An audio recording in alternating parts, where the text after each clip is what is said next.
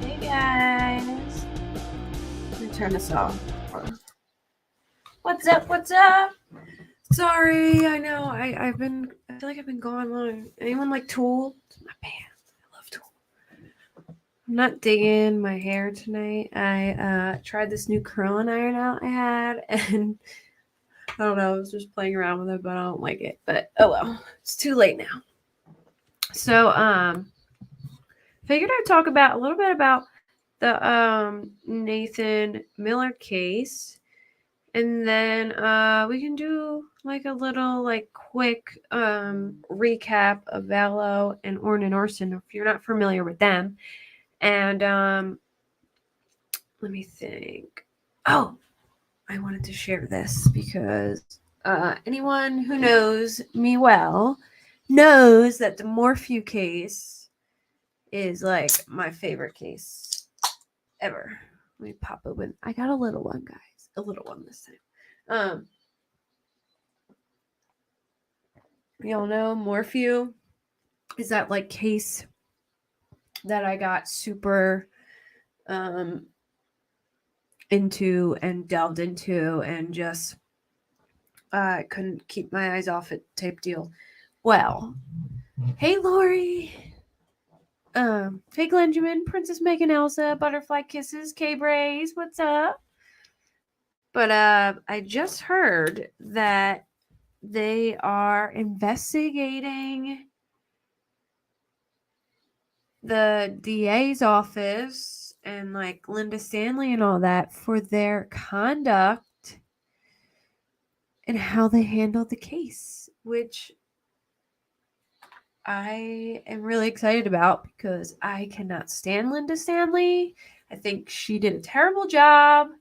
I think she treated that case very like she wasn't smart about it at all. She tainted a jury pool, information to the press. She was on a gag order and talked on YouTube to the public. I mean, she just did so much stuff wrong, and I just cannot stand her at all. And I'm gonna look it up real quick and see.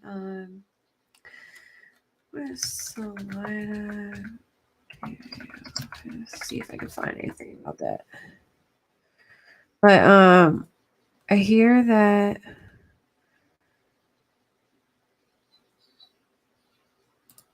is this it? Council office. Oh yeah, here it is. March 14th. Well, local law enforcement is frustrated by the 11th Judicial District Attorney's Office alleging in open court that they are to blame for not receiving timely evidence.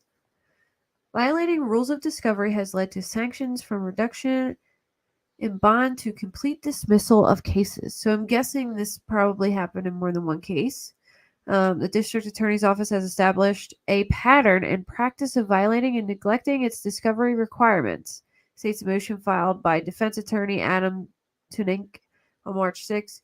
Discovery violations have plagued individuals prosecuted by the 11th Judicial District Attorney's Office. He listed more than 25 specific cases dating from 2020 to date that has had discovery violations. That is like the holy grail of how there is no choice but for the Attorney General to act, said Douglas County resident Tom Chelston, who has filed 2 requests for investigations to the Colorado Supreme Court's Attorney Regulation Council, citing violations of Colorado rules of professional conduct by the 11th Judicial District Attorney. It's so obvious that there's something wrong. This is right on track with Alonzo Payne, who resigned less than halfway through his term as 12th Judicial District Attorney and agreed to disbarment under state investigation.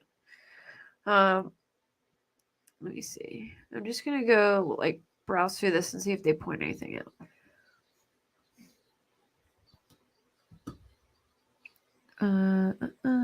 Yeah, apparently this is like just a constant thing by them. Even Linda let her law license expired and acting like it wasn't a big deal because you're supposed to do like yearly like training, and if you don't do it, then you lose your license, and she let it expire. Ugh, it's terrible.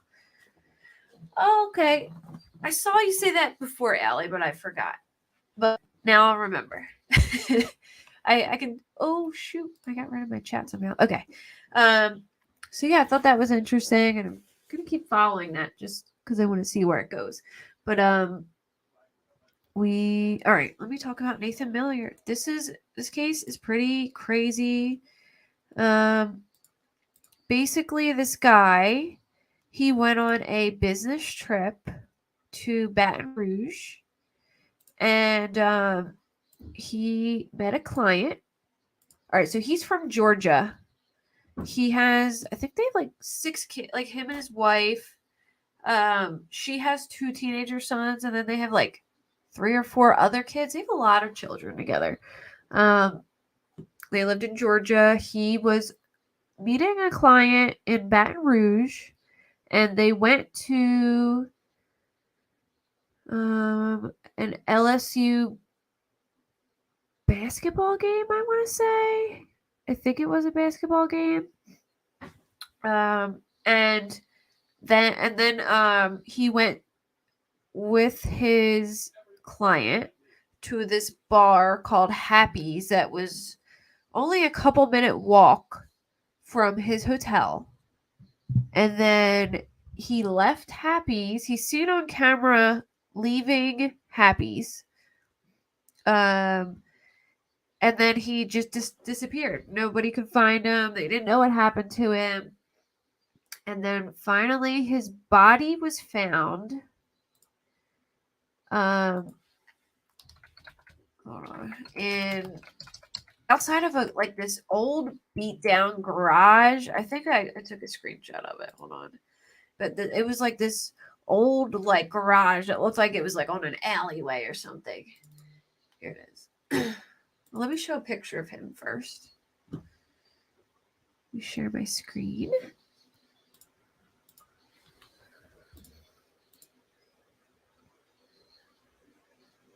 That's him.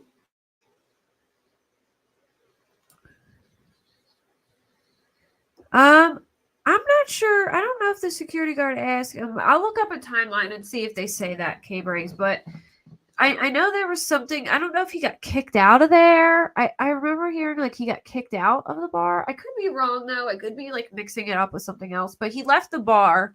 It was Happy's Irish Pub at 11:30, and then he just disappeared. And then they found him in a rolled up carpet outside of this creepy looking garage. He was just completely rolled up.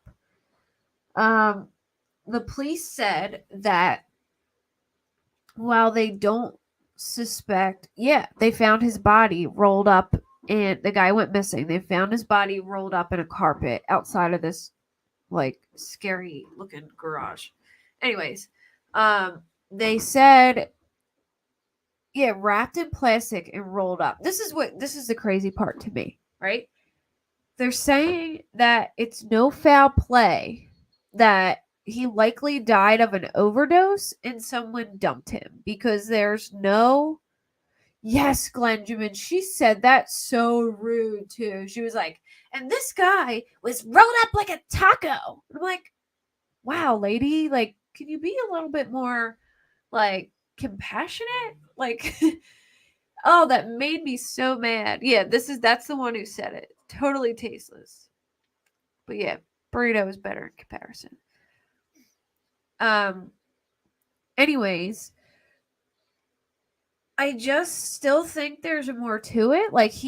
The cops think he died from an overdose and someone just dumped him. But part of me wonders, was it some intentional?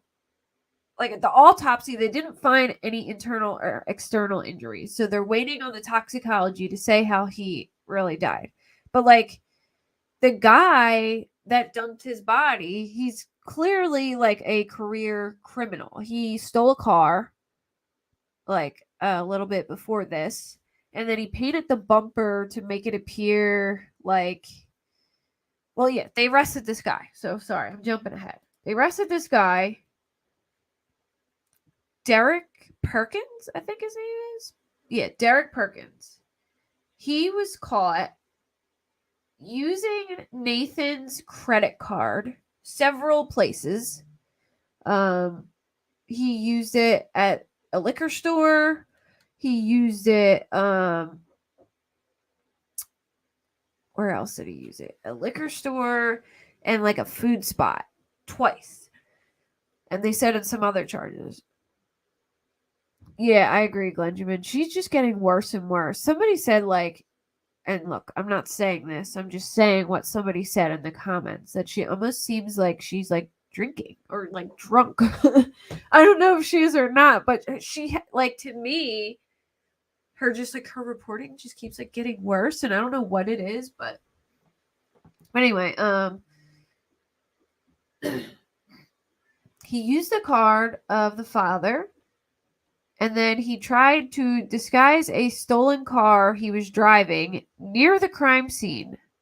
So they have him on camera on the crime scene. They have him on charges of damage to property and 3 counts of access and unauthorized use of a motor vehicle, as well as probation violation. Sorry, I need some water. Oh, I don't have a bottle of water in here. They're all empty. All right. Let me just take a sip of my... And then, the car that he stole, he burned it. And they found it not too far from where the body was dumped. And they had the dogs. And the dogs hit on the trunk, even though it was badly burned. I am thinking that maybe they were somewhere together and he had to get him out of the area, so he just rolled him in a carpet nearby. I don't know, really. Like, it is odd though,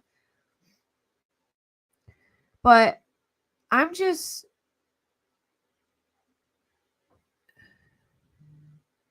Oh yeah, the picture I got, yeah, it was crazy. That's on my Jennifer Brown coverage. Yeah, that was like 20 minutes away from me, but but yeah, isn't that crazy? And I there's just something's not right to me. Like, I'm not okay with he just overdosed and he hit his body. Like, this guy seems like he's pretty, like, jumps to, this is the guy committing crimes. He bought like a bottle of liquor or something too with his credit card. Like, come on, man. Here it is. He was captured on surveillance footage using Millard's debit card at 2 businesses on Highland Road within days of Millard's disappearance. His home address is less than a mile from the lot of Scenic Highway where Millard's body was discovered. Perkins, who is locked up at East Baton Rouge Parish, has not been accused of wrongdoing in connection with the death. So I'm confused as like, how did he get this guy just walking home from the bar, end up with this guy possibly at his house? Or I don't even know. Was there a carpet missing from the hotel? They said his hotel bed was not slept in, but I'm wondering maybe this guy followed him back to his hotel. I don't know. Like, I don't know how. Did I say hi to you, Nathan? Hi, Nate, if I didn't say hi. But I'm just so confused how he ended up with this guy and how this guy ended up getting him in a carpet. But they think that he OD'd and this guy dumped his body. But if he OD'd, just call the cops, say this, I found this guy, he OD'd, or this guy was at my house and he OD'd. I mean, I don't know why he would dump his body.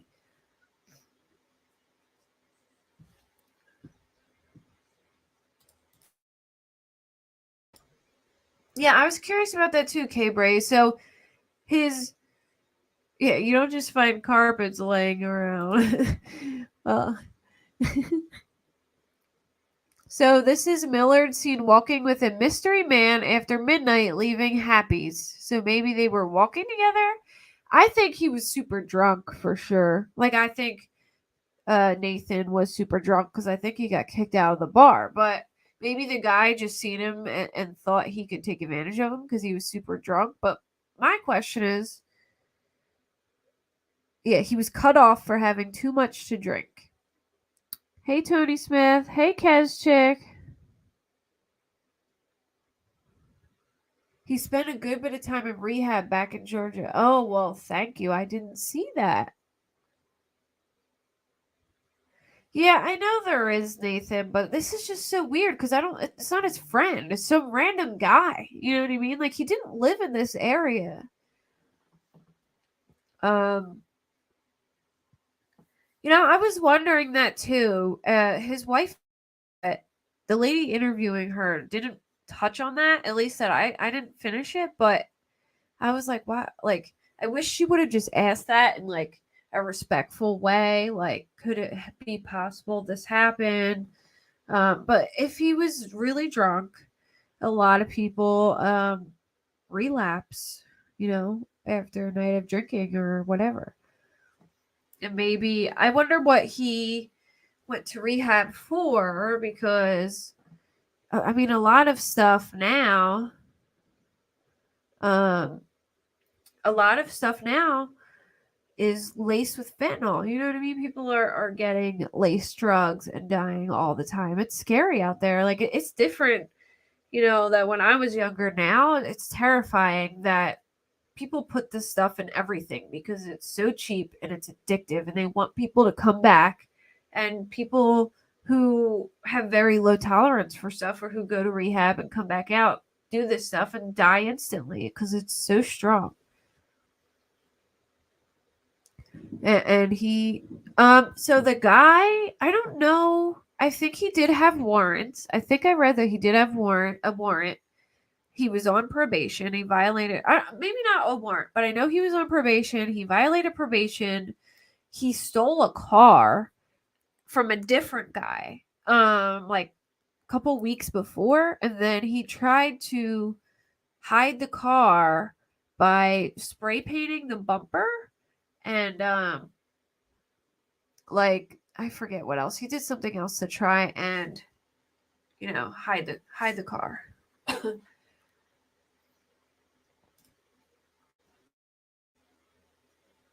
His family said the police told them he likely died of an overdose.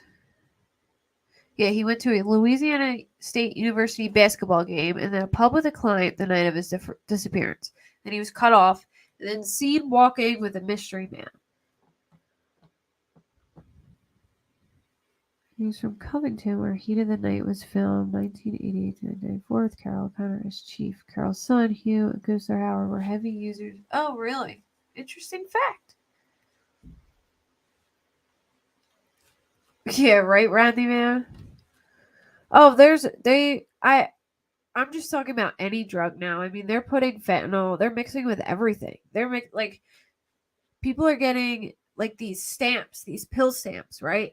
And then what they'll do is they'll like crush up a couple pills. All right, so say you have, 30 pills, right? They take these pills, say they're blue, right? And then they'll crush some of the blue pill. Well, they'll crush it all. And then they'll mix fentanyl powder in it to like bulk it up. And then they'll put the powder in these stampers and they make pills. They literally have stampers that you can recreate pills.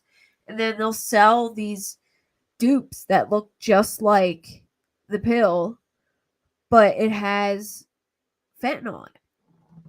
And like a lot of times there's really no way to tell. The only way you can really tell is like if you look at the numbers really close, and sometimes you can see like that they look a little different, but they're doing it with pain pills. I mean, I think people even were getting Adderall within it. I mean, they're putting in everything, cocaine. They're mixing fentanyl with so many drugs, and some people, just the fentanyl touching your skin could make you OD.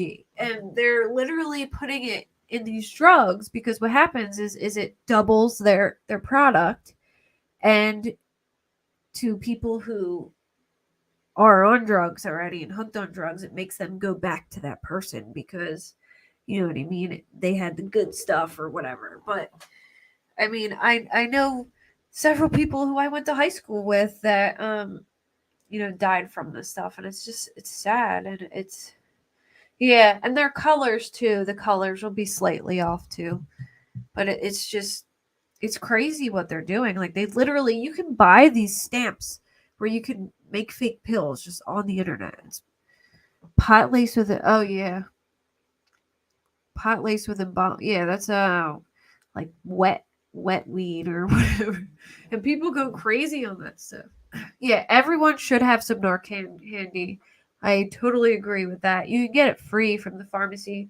For instance, I was outside one day and my neighbor's cousin just was like standing in the middle of the sidewalk, like hunched over, just like falling over, and then he just laid on the ground. And I panicked and I ran inside because I have it in my cabinet. Just it's I think everyone should have it just to have it. And I ran in and got it, and I came out, and I didn't. He by that time I had my husband go knock on my neighbor's door because I knew where he came from, and she ran out, and they were about to call the ambulance, or they called the cops, and the cops got there, and he got up off the ground, thankfully. But I was scared. I was like, oh my gosh, thank God I have this laying around. Yep, 3 sprays. That's it. Like literally, you could just carry it in your bag because you wouldn't believe. There's always someone in somebody's. Everyone has a family member or somebody they know that they're close with that. You should just have it. I totally agree. We ever find out how Nathan's rental car was returned to the car agency in the following days? No. His coworker, maybe from the hotel, because he did a what's it called check on the hotel, a wellness check. So maybe they let him in, the business partner. All right, I'm gonna play his wife's interview. I got my what's it called up? My Vanderpump stuff. I've been so rules lately because of this cheating scandal. Karen Unfiltered, I think it is.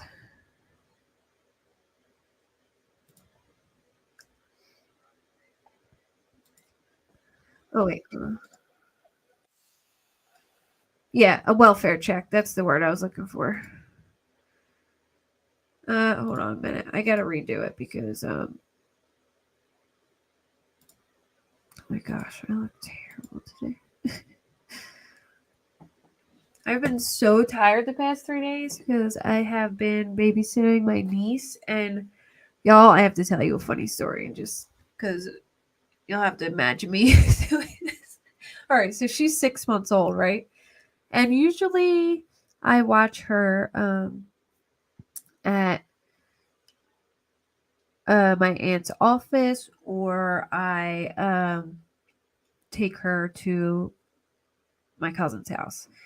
And I was at the office, and we have wipes at the office and at their house, but I don't usually go anywhere in between. I usually go straight there. But today I was like, I'm going to go to Walmart. I have some shopping to do. So I brought her little cute butt with me and put her in the little seat. And probably like 10 minutes into food shopping, she starts to stink. So I'm like, oh man.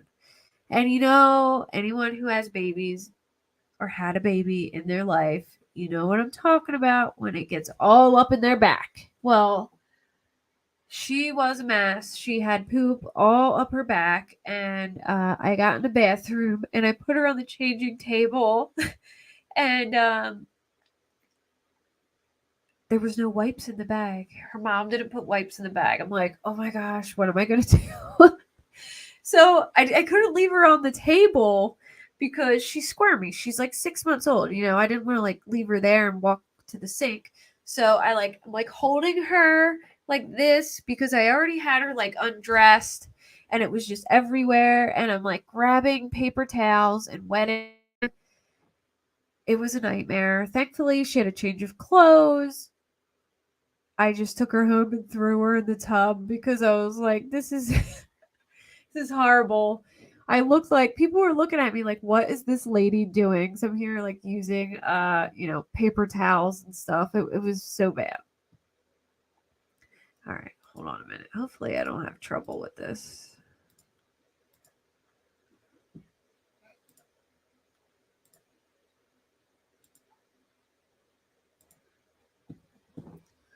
Oh man, it was so bad. Y'all would have been laughing so hard because I looked like a whole mess, like trying to. It was like one of those movies where, like some bachelor guy has to take care of some kid for some reason and he has no experience ever. Even though I have a baby, or, I had a baby and I've been through this before, I was not prepared. Yeah, running out of nappies on a plane because your husband used them. Oh my gosh. So what did you do? Just went just without one? I don't either, man. It was so bad. It was horrible. It was people were definitely you don't use shopping carts anymore. Well, I put her like blanket in the cart and then I put her over top of it because I'm not putting her in that shopping cart just like touching it. You know what I mean? It's gross. But I did stick her in a little blanket. She enjoyed it though. All right. Hopefully I don't have trouble with this. My internet looks like it's already giving me a hard time because I don't know if Dave's still gaming or not. Let's hope. But I'm going to leave it not full screen just because it's just audio anyway. So.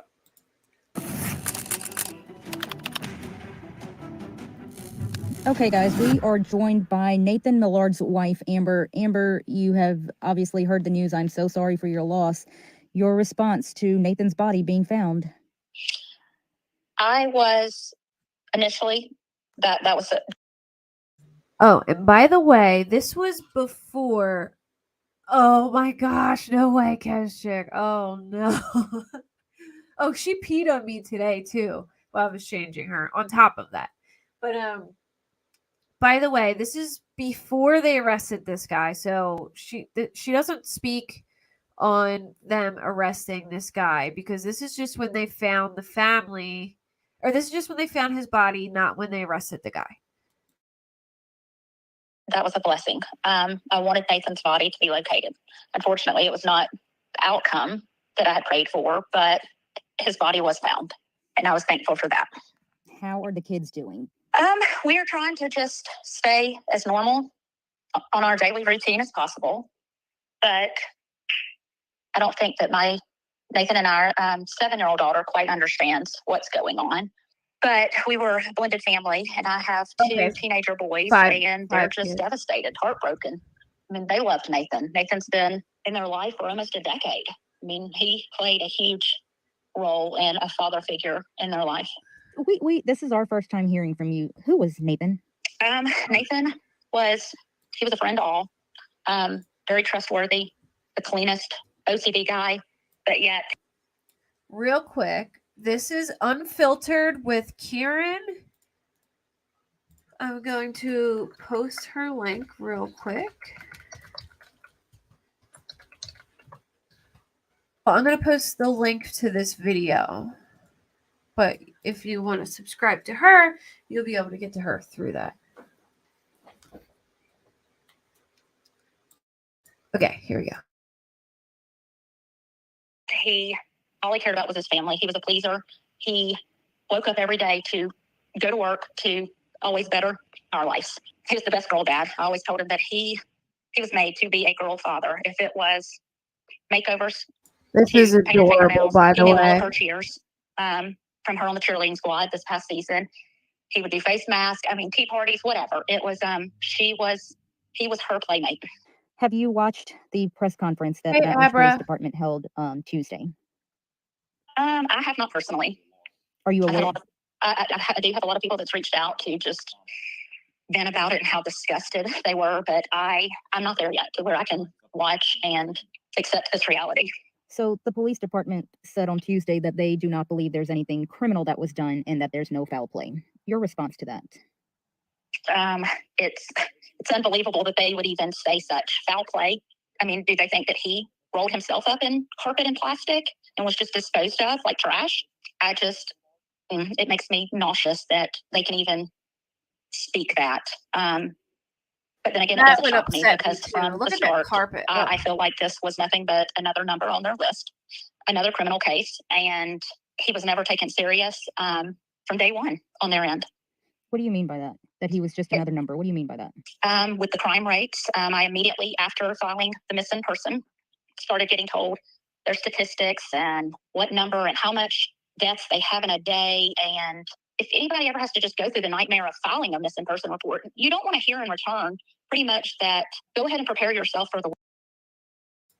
I am a little upset about how she explains they handled it. They didn't even want his phone. I mean, I get that they were on to this guy and like following that he was using his card and stuff like that, but I feel like they could have gotten more information from stuff, and she's very upset by the way they handled it, and I don't blame her, but she's right to say that there's like no foul play. Obviously, this guy wasn't rolled up himself and like dumped somewhere. I mean, that's still hopefully they can get him with abuse of a corpse, and if he sold him the drugs, maybe even I guess it would be like manslaughter. What would that be considered if you give someone drugs and they OD?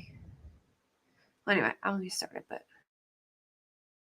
worse because we have this many deaths in a year, this many murders, these many fentanyl overdoses in a day, and pretty much for me to just accept the worst. And I asked in return, what do I need to do? I mean, I was ready to take a flight and get there, and I was pretty much told there was nothing more I could do at home, hours away, than I could, and that they would be in touch, and that just to stay out of the media, stay out of Unfiltered.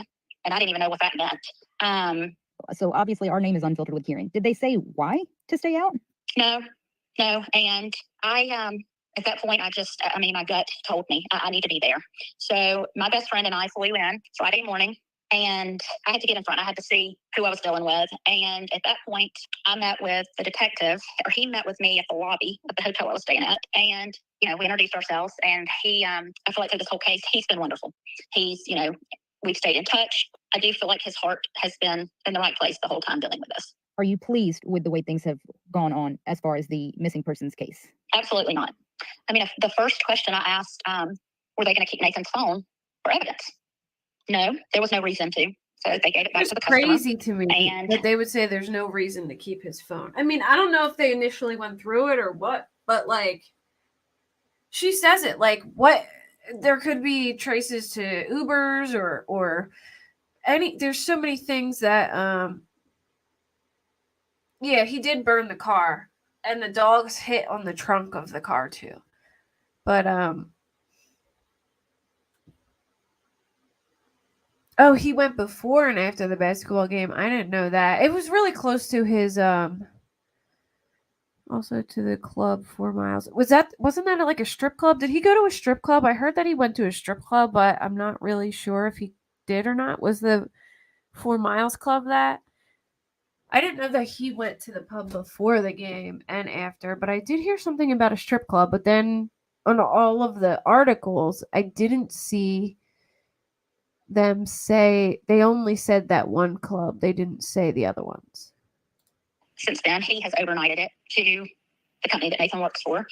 And so immediately, I mean, why wouldn't you keep a cell phone, fingerprints, to kind of track his last steps, phone calls, Lyft drivers, etc. But nope, they didn't need it. Why did they leave part of the rug, or if all of the rug behind? Why is that not something else that should be investigation? So they've had a phone. And look, I'm not trying to be judgmental, but I feel like if you are addict or a recovering addict and you want to score some stuff, a strip club would be a good place to start. I don't know. I could be wrong, but I feel like, if you're kind of in a new place and you don't know anyone, that might be like a place to go ask around and see if anyone, you know what I mean? Like maybe he met that guy there and he like called him to meet him or something. But I just, if I'm right, if I did hear right, which I don't know if it's true or not, that's just what I heard, that he went to a strip club. But there was a lot of stuff going around at the time, so I'm not really sure. But if that is true, then maybe this guy was from there. That they did not care anything about keeping for evidence. They've had a metal clip card holder wallet. They said too many hands had handled it by that point. And now a rug where we have proof his body was in, but they don't care to keep that for evidence. Well, that just doesn't make sense. And then, so days linger. I feel like the case was never really taken serious until about day 5. And at that point, I had came back home to Atlanta, Georgia, and I had talked with the Texas EquiSearch team and gave them my consent and felt like they were God sent. And that's when I feel like the police department began taking it serious, when they got the pressure from outsiders. And what's that say to you? I mean, it's mind-boggling. It's disgusting. It's scary for the residents that live in Baton Rouge. What do you mean by that? The college students. I mean, it's one of the biggest universities, and that's how little they protect an area. Okay, I pulled up a timeline real quick, so I'm just going to go over it before I continue. All right, so he leaves from on February 22nd. He leaves from Hartsfield-Jackson International Airport and flies to Baton Rouge to check out a possible job site for his Conyers construction business. At 7:30 p.m., he FaceTimes with his wife from an LSU basketball game. At 9:30, he has dinner with a client at Happy's Pub around 9:30. At 10:30, he is last seen around 10:30 leaving Happy's Irish Pub on 3rd Street in downtown Baton Rouge. WBRZ reports that a worker cut him off because he had too much to drink. At 11:30 p.m., he arrives at a Greyhound bus station on Florida Street, which is less than a mile from the pub. A security guard asks if he can help him and offers to call him an Uber. Oh, you're right, Glenjamin. Was it Glenjamin who said it? I think it was Glenjamin who said it. Or was it K-Braze? One of y'all said something about a security guard offering a ride. But Millard doesn't accept. The guard said Millard does not appear to be in distress, but does seem out of place. Police say the next day between 11:30 p.m. and 4:30 a.m., police say they were able to track Millard around several businesses in the area over the course of the next several hours. He is last seen at a business around 4 p.m., but police don't reveal what business. Around 4:30 a.m., but police don't reveal what business. Maybe that was a strip club? What business are you at 4:30 a.m.? New surveillance video shows Millard walking with a person in a light-colored shirt and shorts in the area around the same time. 9 a.m., Millard's client calls police to request a welfare check after he doesn't show up to a meeting or respond to messages. At some point during the day, Millard's wallet and phone are found on the ground several blocks from his hotel. So how did his wallet and phone end up on the ground? That's weird too. It would be one thing. All right. It would be one thing. Hey, Linda. It would be one thing. Did I say hi to you, Abra? If I didn't, hello. It would be one thing if he went somewhere and OD'd and then they just rolled him up in a carpet at whatever place. But then why is his phone and his wallet on the sidewalk? I mean, unless he just OD'd on the sidewalk, but then where is this guy getting a rug and plastic to roll him up in? Or maybe he just threw him in the car and then went and got a rug somewhere. I don't know. This is so confusing to me. And then, so that was on February 23rd. Then on March 6th is when they found his body. March 7th, they released the autopsy report finding there was no internal or external trauma.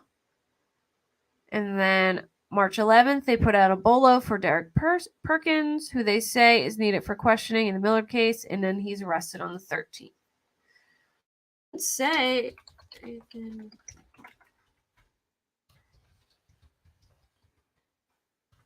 trying to see if they said.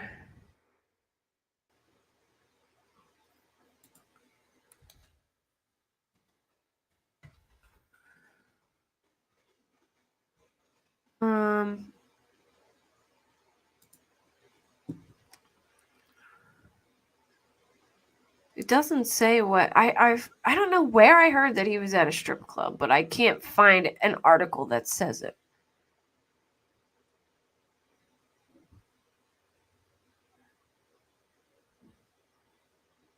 But here's the other thing too. If the guy just died on the sidewalk from an OD, right? If he just died in the middle of the sidewalk from an OD, wouldn't they be better off just leaving him where he was without touching him and just having the police find him there? I mean, it just seems stupid to go out of your way to hide a body if the guy just died right there. Or maybe he died somewhere else and the guy threw his wallet and phone out a window or something. Okay, so he did attend a strip club, but they intentionally did not say it to protect his image. Gotcha. All right, I knew I heard it somewhere. I just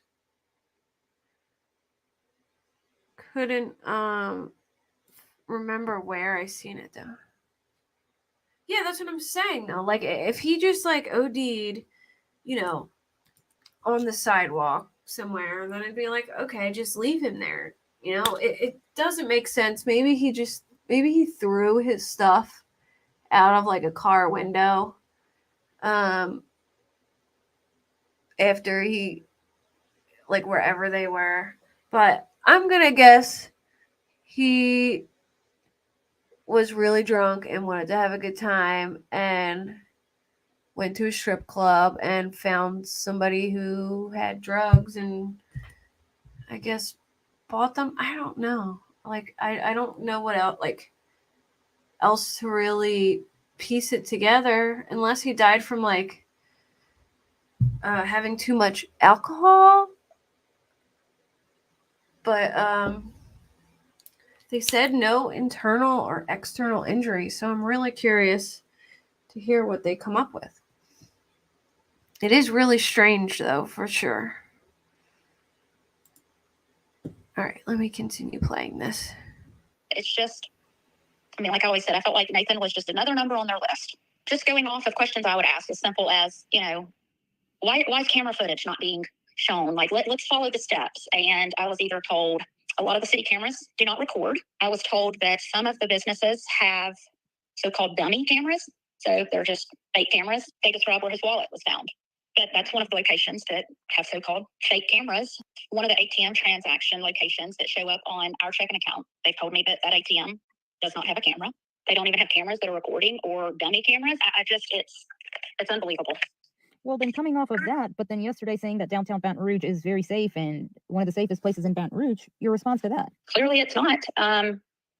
People can just vanish out of nowhere and, they can do their hardest to cover up. And, after yesterday's results that, they're doing everything in their power to make this look like it was Nathan that asked for all of this.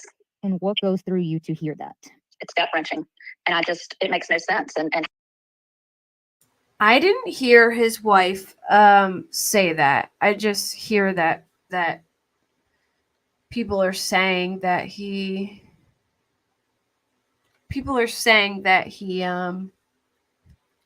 was, or he did time in rehab or something. But I didn't, they're not saying it in any articles or anything, but that's like the word. And I didn't hear his wife say it. I was wondering if the wife was going to say something, but because I was wondering if the lady was going to ask, like, hey, did he have a problem like before, Nathan was seen by friends at Happy's Pub around 11:30. He was later spotted visiting various businesses nearby until around 4:30. Seen on city cameras then. Gotcha. How they can even justify back to no foul play. I mean, nobody humanly possible can, after they're deceased, roll themselves up and dispose of their body. So the same day, now we know that Nathan went missing on February the 23rd. That morning, his body was dumped. The same day, we had 2 additional bodies that were found in Baton Rouge. 2 women's bodies. They were not connected to each other. There's no belief that all 3 of these bodies were dumped at the same time, or they're all connected. But in the other 2 cases, arrests have been made where the people have been charged with unlawful movement of human remains, disposal of human remains. But then to hear in this case that there's no foul play or nothing criminal, what does that say to you? I can't believe it, and I want to know why. Well, speaking of why, have you directly been able to speak to the police chief and talk to him and ask him these questions? I have not. Half the time when you call a number, and I even had someone that brought it. I do think the police ended up verifying and saying that it's nothing criminal, but they met in terms of murder. Like they meant that he wasn't murdered, but it's still criminal to dump his body. I think they did clarify that in particular.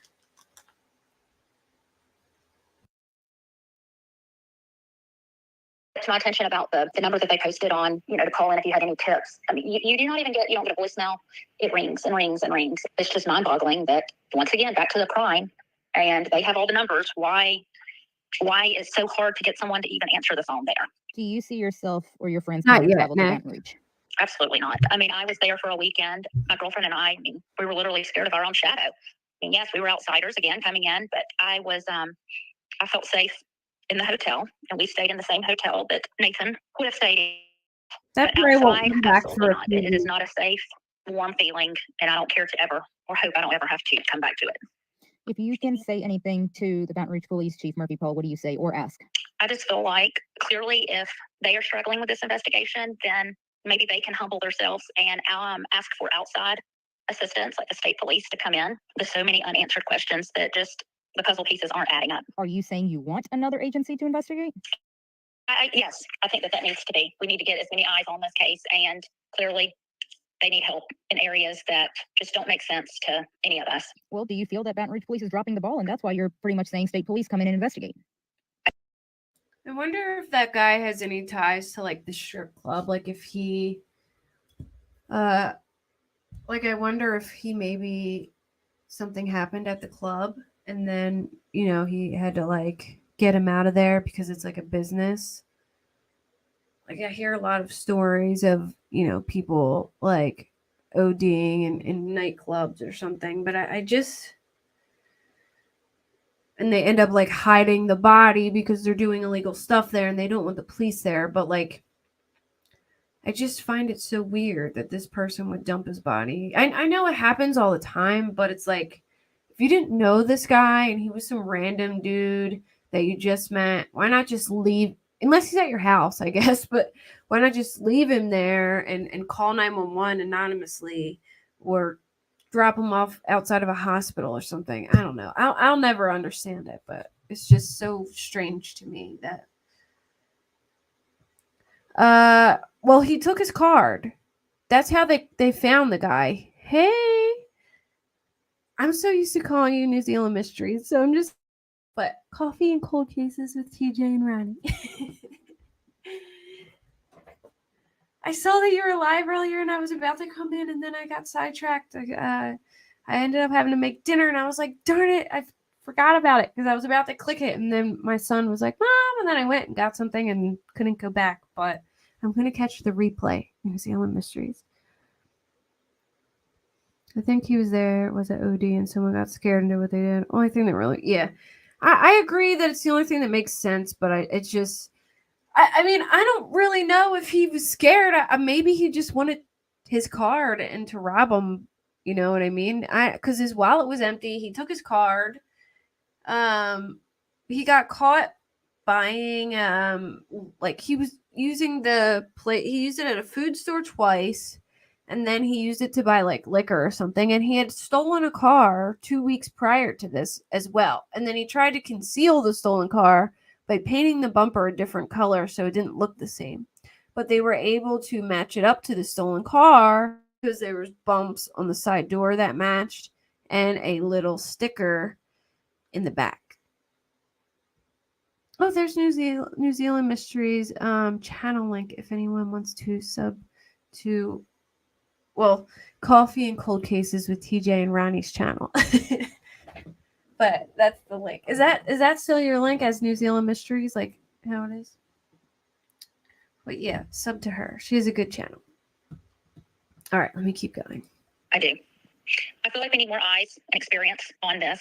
I feel like the crime rate is too much for the officers in just the police department in the city. They should allow the state police to come in and do their own investigation on this case. Has our mayor reached out to you? No. If you can say or ask anything of our mayor, what do you say to her? That I would love for her to reach out. And by now, I would have thought she would have. What do you want the people who are listening to take away of Nathan? Nathan was a hard worker, a good guy. He loved his friends, his family. He went in all intentions to look at a project and come home. Even if Nathan was robbed, he never deserved. He would have given anything and everything to his ability to be able to save his life. Anything else, Amber, that you would like to add? I don't think so.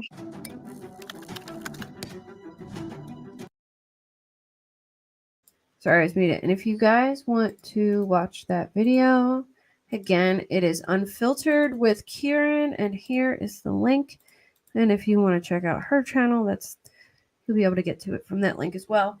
All right, so I wanted to ask you guys, do you want me to do like a quick recap tonight of Vallow and Orson West, but it'd be like a super quick one? Or should I do like a whole show for each of them, which I will have to cram in real tight because I believe next week some of the trials start. But oh, how did you fix it? Or did it just fix on its own, Thumb Thug? Because I couldn't do it either today. I was like, what in the heck? I was trying to fix comments and they weren't working for me either. Full show? Okay. I can do. Yeah, I do too, Thumb Thug. I do feel terrible for them. And he looked so cute with his daughter, didn't he? Like, oh, that just broke my heart. But yeah, I can do a full show because I was going to just do it tonight. But I'm like, you know what? Maybe I should just do a full show for each and do like a full recap.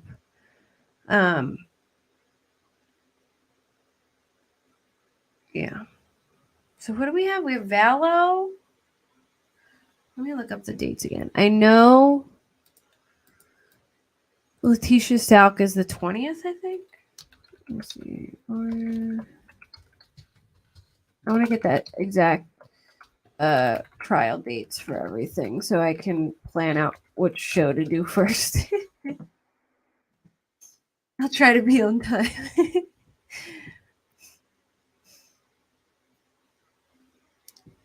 Oh, it fixed itself. Oh, good. Okay. Friday. This Friday? Wait, what? Oh, no, never mind. This is an old article. I was like, what? News. It just keeps saying the trial should be at the end of the... Oh, okay. It's expected to begin the week of March 20th. All right, so Orrin and Orson West, March 20th. Yeah, Sarah Boone. That's starting this week, too, or next week. All right, so let's write it down. Orrin, Orson West. I think they're all like starting in the same day. Oh my gosh. All right. They're on the 20th. Now, it's just Lori's trial, right? Chaz isn't yet, right?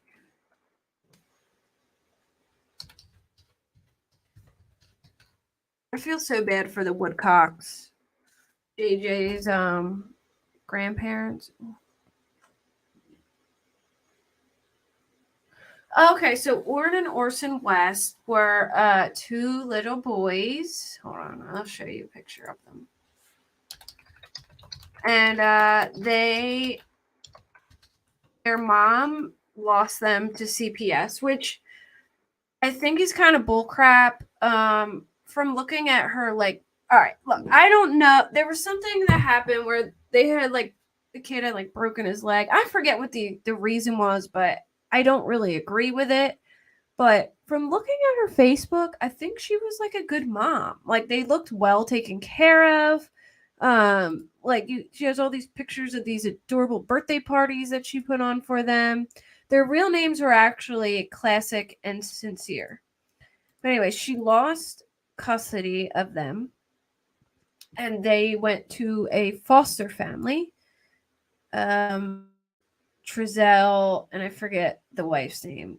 Trezell and his wife. Anyway, they lived. I don't remember the city that they initially lived in. Then the whole family moved, and mind you, they have a bunch of foster children and biological, I believe. I think they had like 7 kids altogether, maybe. I could be wrong on that, but they had a bunch of foster children, and they moved out to. Let me just pull up a timeline I can go over. I don't even remember the cities, but they moved out to a different part of Cali. Put it that way. And it seemed as though they never even came along with them to Cali. But anyway, the dad calls the police and files a missing persons report and says that the kids were outside playing with sidewalk chalk. And it was really late. And that he was gathering firewood because the house was cold. And they left. And then he said he like ran around searching for them for like the longest time and then drove around the town. And then you see him on camera just like drive around the block. He didn't really look like he said he was. He went the complete opposite. All right, so like he said they left out the backyard, and he drove like the complete opposite way that they would have even left the backyard. And then they found evidence, I guess. They indicted them. And I believe, this is just my opinion, that, and I think it did say it in the indictment, they talked to the other foster children. They redacted a lot of it, but it said something like they were having the other foster children hit them. And I believe they had them as witnesses. Therefore, they did like an indictment. So it was private and nobody knew about it. And they usually do that when they deal with minors because it's kept secret. And the parents like did a whole interview and just looked shady as hell. And a lot of people think they died before the whole family even moved there. But I'll make sure to do like a whole big story. Like I'll do a whole show on it. What's tomorrow? Dave might want to stream tomorrow, so I'll do a whole show on it Friday. Okay, definitely Friday. I might be able to pop on tomorrow, but I let him stream Tuesday, Thursday, and Saturday. So Monday, Wednesday, Friday, and Sunday are my days. So anyway, they've been missing for over a year, no word, no trace, and are believed dead. The boys went missing from a California city home of their adopted parents on December 21st, 2020. The adoptive parents, Trezell and Jacqueline West, are now charged with murder in their deaths. Now, their real names are Classic and Sincere, but they changed their name to Orrin and Orson. This is where like Benny Keys started, right? Didn't Benny Keys start here with he was from the area and they were around there a lot, and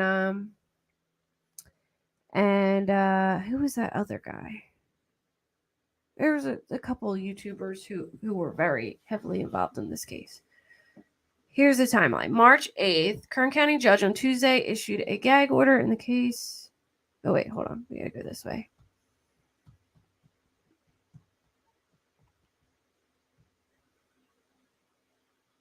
All right, so they were playing outside as their adoptive father gathers firewood, according to the adoptive parents. Trezell later tells the media he briefly went back inside the house. When he came out, the boys were gone. He says he drove through nearby streets and spoke with neighbors, but couldn't find them.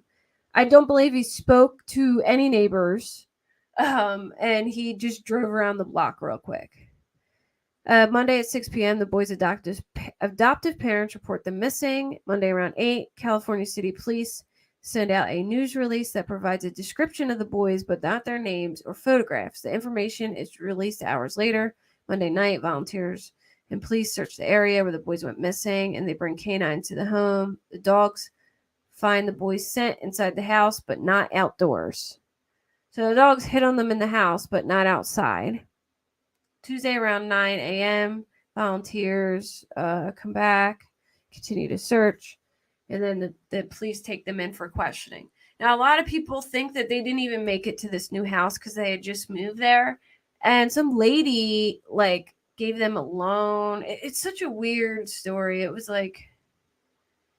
yeah, he said he looked for the boys for 2 hours when he really spent literally 5 minutes. You see him on the security camera.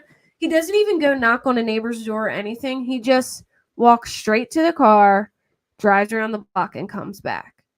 He said he was walking around looking for them all over, which never happened on the security footage at all.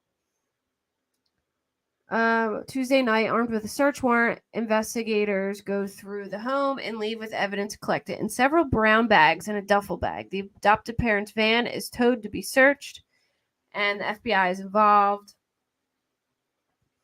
The adoptive parents speak with the media. I can show you a little clip of this video. You can see. I don't want to go too much in it because I'll just do a whole show on it, but I'll just give you a quick little. I don't think it's that long.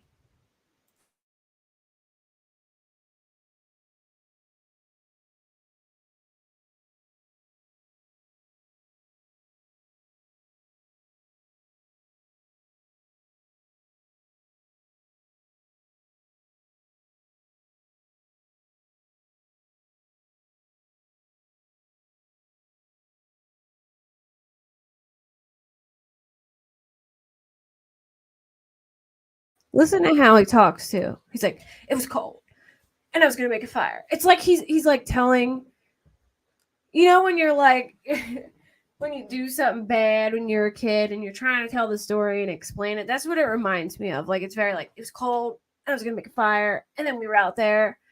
He just talks so weird.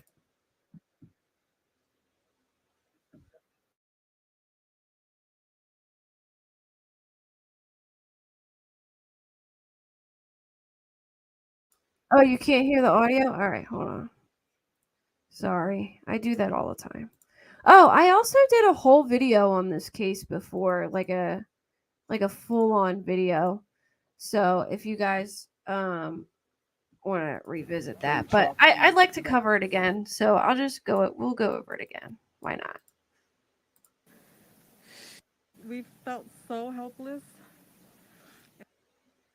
Come on, why is this weird? Really means a lot. So, tell us what happened the night the kids went missing. Okay. From our yard. Okay. It was cold. I was gonna make a fire. There's a lot of wood in this area right here next to our house. I opened up the back gate. I'm throwing wood, bringing it inside the house. My wife's inside. She was actually wrapping gifts, so we thought it was a good idea that they got our youngest to go outside and play with chalk on the back patio. Do not let them go on the dirt in the backyard. And keep them close. So I was playing with chalk, and I came in the house. I saw them there. I went in the house. I came back out. I didn't see them there. I immediately went back in, asked my wife, "Did you see the boys?" She said, "No, they should be outside playing with chalk." I said, "Well, I didn't see them." So I came back outside and I started searching my backyard. I searched the whole thing. I realized that I left the gate open and I panicked, came inside the house, searched the house, me and my wife. Once that, So I think this is like, I can't remember, but I think the biological mother may have been giving like CPS hell. And I mean, these people went like it seemed like a whole year where CPS didn't even check up on them or anything. So like, it makes me wonder if they're just sitting here, because you get like money for having foster kids. Like, if they're just sitting here collecting money from foster kids and they don't even, like, they're not even there and they're just collecting money on them. And it makes me wonder if they were ever going to report it, or maybe they felt like they had to because the bio mom was like giving trouble. I don't know, but that didn't pan out. I got in the van. I looked down the street, both directions. It was getting dark, getting cold, and I got in the van and I hit a bunch of corners. I went down this street. I turned my light on. I searched. I called their names. he didn't do Called my any name of on the street this. on the other side over there. He didn't see me. So then I came home and I told my wife, "We need to call the cops. It's getting dark and I need help. We gotta get going." So I called So the anyway. cops. Cops came. He says he's looked all over the place, and then they actually show the footage from the cameras, and he didn't look anywhere. He literally just like hopped in the car and drove around the block and came back. Like, he didn't even like go look. Like, if your kid was missing, right, you're gonna be in a panic. You're gonna be running outside, looking in backyards, looking in bushes. I mean, I would be like a chicken with my head cut off outside, like, just losing my mind. This dude was so chill, just like walked out of the house, got in the car, and drove around the block. Like, he did not look like he even, oh, my eye is itching me. Did not look like he was even flustered, So it was super, super sus.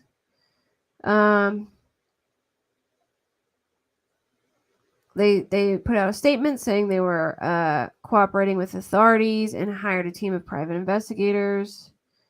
And they had been advised to avoid the public because of the intensity of the amount of threats they received.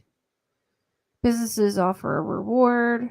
The reward money got up pretty high. They had a candlelight vigil. I mean, they searched for a long time for these kids. The bio family is very involved. Hey, Milena. The bio family was very involved in trying to find them. Their Aunt Ro, which I love that woman. She goes to every court hearing, and she's a trooper. I think they call her Ro, and she's just adorable. Like, she cares about these boys so much, and she goes hard for them. Protesters gather outside of the Department of Human Services building in a rally to continue raising awareness.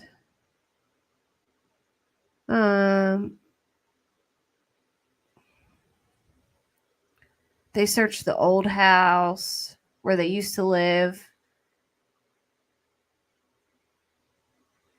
I'm trying to find where they serve a search warrant at the home of Orrin and Orson's adoptive grandmother.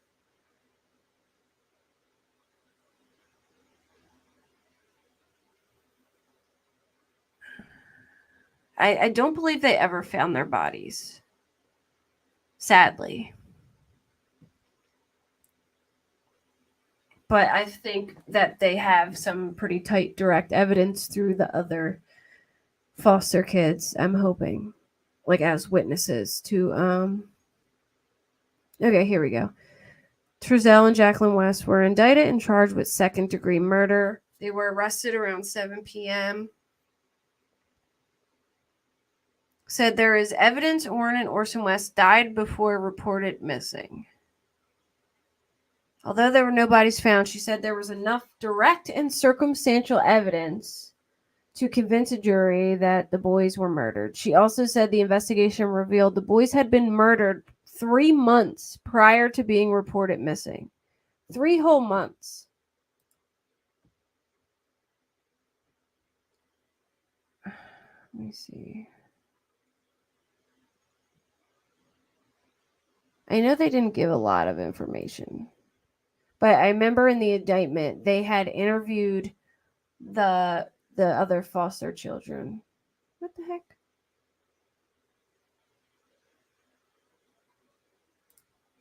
Oh.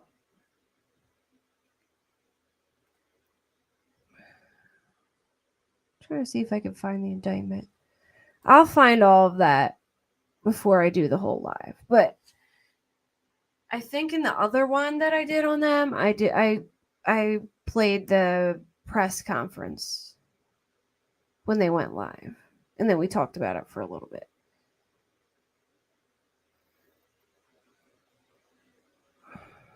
Let me see. They plead not guilty.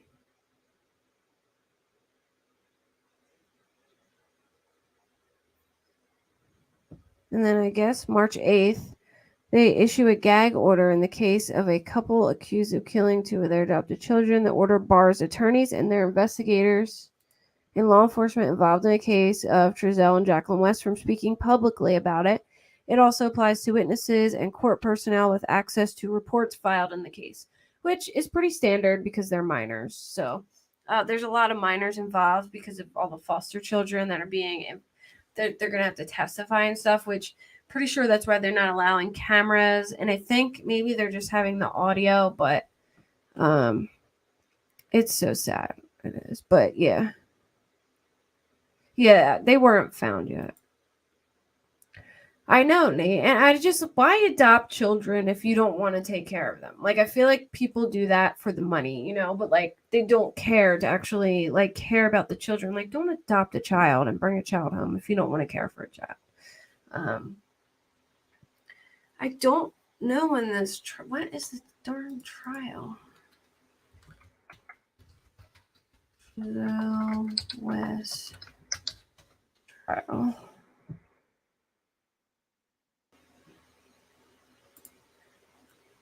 Trying to figure out the date of this.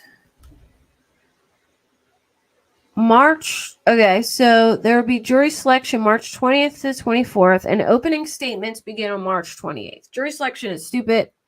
We want March 28th. So there we go for that. March 28th. Anyone know when Chad's trial is? All right, so Lori's is April 3rd. Look up Chad Daybell.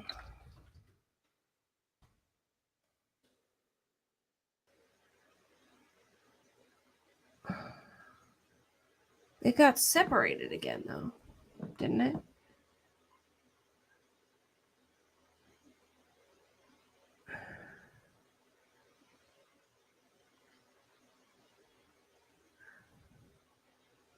I'm curious when I know they separated them. I know they separated Lori and Chad's trials now. But now I'm wondering when Chad's is. So, which I like this that they're being tried separately because I think that we'll find out more information than we would if they're tried together. Like, I think there's, a lot more is going to come out separately. I agree. Butterfly kisses. There probably shouldn't even be audio because they're going to have children testifying. I wish the judge would too, Melena, about the Daybell trials. And then Letitia Stalk, I think, is the 20th too, right? Let me see. Is it not March? Yeah, hers is the 20th too. I don't know if I guess maybe that's like the same day as the other one. Wow. All right, let me see if they're going to be tried separately.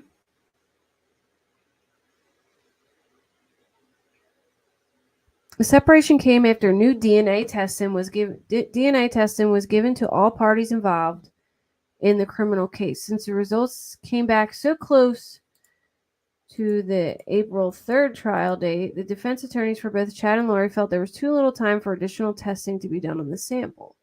Boyce stated that because the evidence was not given to the defense by the state in a timely manner and Lori has refused to waive her right to a speedy trial, he felt there was no option but to sever the cases. As a result, Chad Daybell's trial has now been vacated from April 3rd and will be rescheduled for a later date. Okay, so his is going to...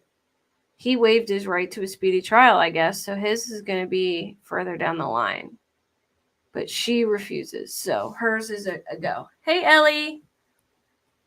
So hers is a go. So we have Letitia, Orrin and Orson West, and then Lori and April. Let's see when Sarah Boone's is. And then Brian Koberger's preliminary hearings in June, I think. So it's all coming up pretty quick. Oh, I meant to say trial. So Sarah Boone's the lady. I talked about her the other day. She put her husband in a suitcase, and he was literally crying and begging for her to let him out, and she wouldn't let him out. Did it start already?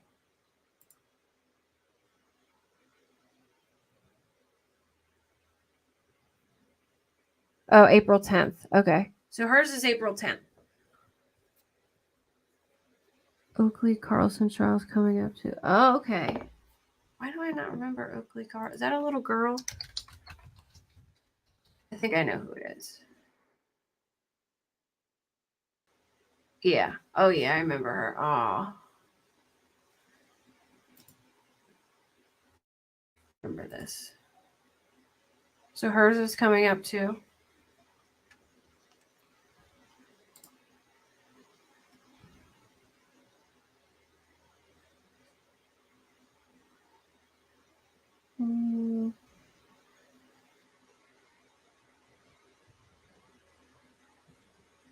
Who did they arrest?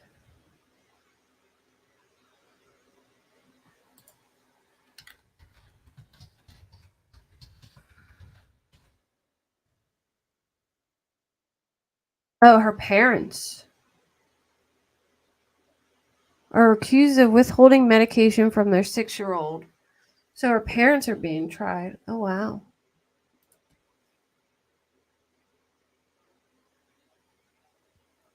Nate. Oh, yeah. Well, not her brother. So her brother, I think, died of a blood clot. But she's definitely being investigated for her ex-husband and for attempted murder of her niece's ex-husband.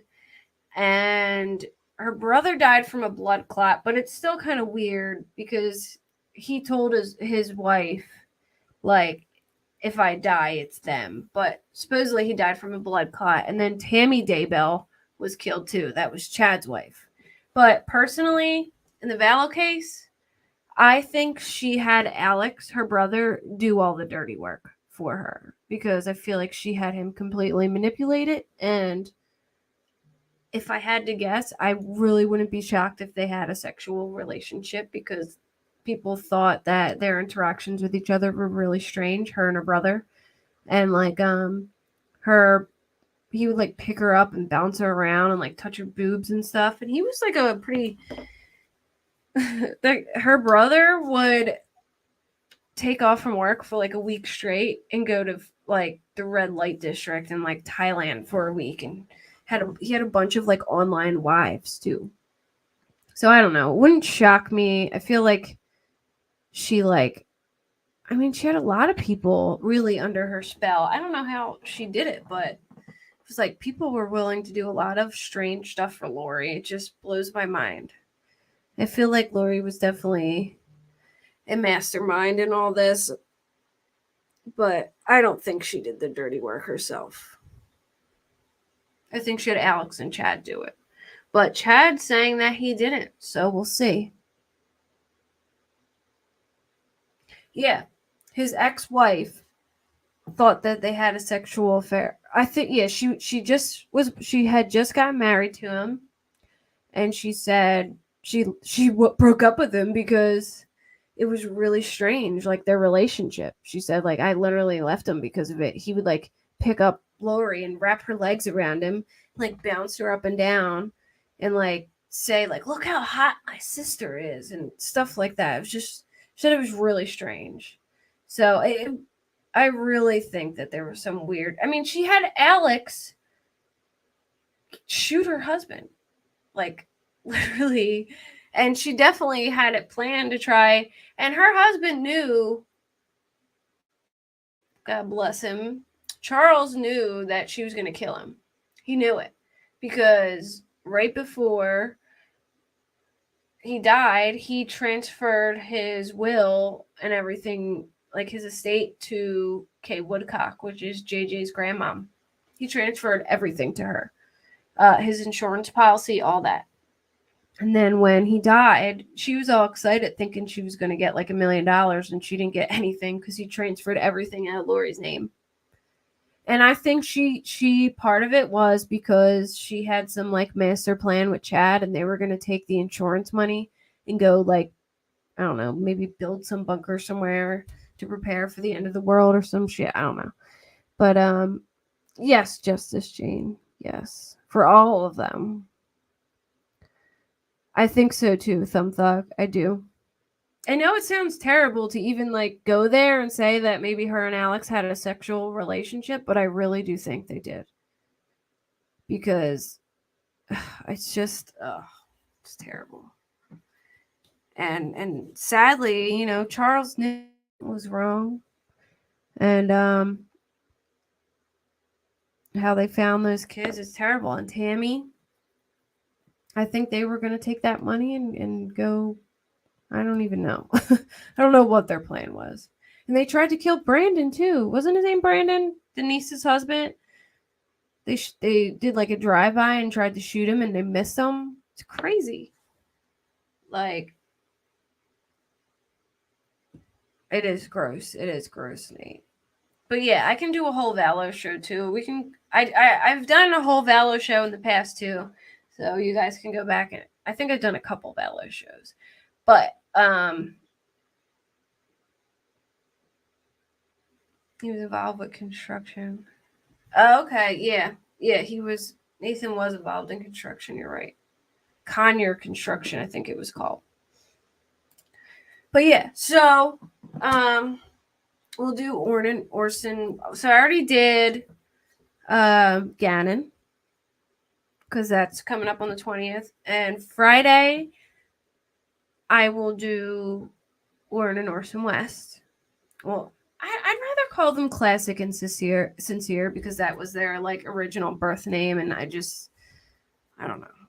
Like, I know that they were renamed that, but I feel like they should be called their, like, why would you change? That bothers me too. You know what I mean? If you adopted a baby, right, who was like a couple years old, you know what I mean? Not like a newborn, like a couple years old. Why would you change their names? You know, like, that's the name they know. That bothers me so bad that they did that.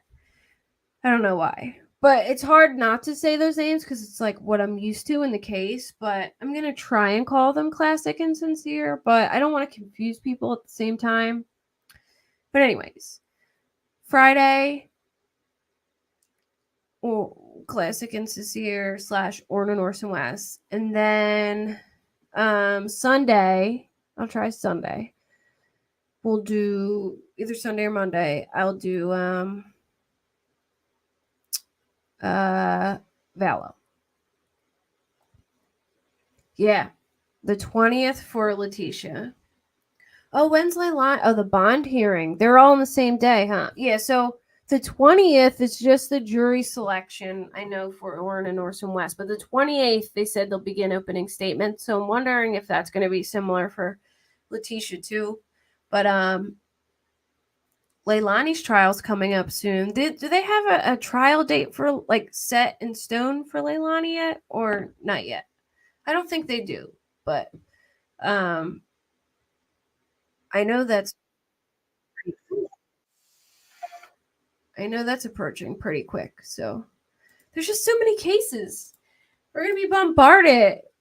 And I'm really upset about Delphi because I really wanted to do that, like follow that case. That was probably the one I was most excited for. And they postponed that pretty far. Like, when, I don't even know if they have a date yet. Hold on, let me see. It was supposed to be at the end of March or April. I think that, all right, so they'll set a new trial date in June for Delphi.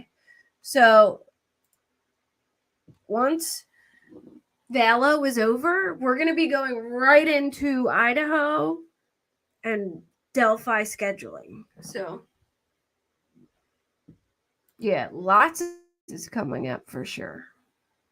It's going to be pretty crazy, but we'll figure out how to cover them all somehow. But for sure. I used my new crock pot today. The food came out so good, by the way, guys. I don't know if I told y'all, but I got this new crock pot. I'm just so proud of. I got to show it off. Hold on. Not crock pot. Sorry. Pressure cooker. If you don't have a pressure cooker, you got to get one. It's awesome. You just like throw every ingredient into it and just like hit a button, and then it just comes out like it's been sitting in the slow cooker all day, but it's only like a 15-minute thing. Okay, I got you, Linda. I will make a community post with homework schedule. But here's what we're going to shoot for. Friday, typically between like around 8 and 9 p.m., Ornan Orson Wentz. Sunday, Vallow. That's what I'm shooting for. As long as everything... Friday should be no big deal. I'll be able to do that. No problem. But Sunday, sometimes I have trouble Sunday night because my son comes. It depends what time my son gets home. But usually I can do. You love yours, Abra? Wait till you see this one. I just got the Chef IQ one, and it's so cool. This is me adulting. But if you don't have a pressure cooker, you need to get one, like ASAP. All right, ready? Check this out. So it has an app, right? And it's all connected to like Wi-Fi. You could do it manual too, but like there's like over 1,000 recipes. And I mean, like, yeah, nothing like a roast in 15 minutes that tastes like it's been in the slow cooker all day. You burn everything in a pressure cooker? How do you burn something in a pressure cooker?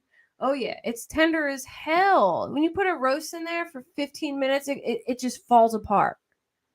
I love air fryer too, but I'm telling you, you can literally put a roast in the crock pot for 15 minutes and then take it out and it just falls apart. And then, like, if you want to shred like pork and chicken, I think it takes like 40 minutes in there. And just when you take it out, just you shred it right up. But anyway, it has a rack for meats. You can do like what the heck is that? Like sous vide cooking or whatever, where you put it in a bag. And you can literally just use a regular like Ziploc bag and just stick meat in there and drop it in. And it like cooks the meat perfectly internally, and then you just sear it afterwards. But anyway, it gives you like 1,000 recipes, right? And it'll be like, it goes with your phone at the exact same time. So you pick whatever recipe you want to do, and it'll say, oh, a seafood boil. Yeah, that's probably awesome.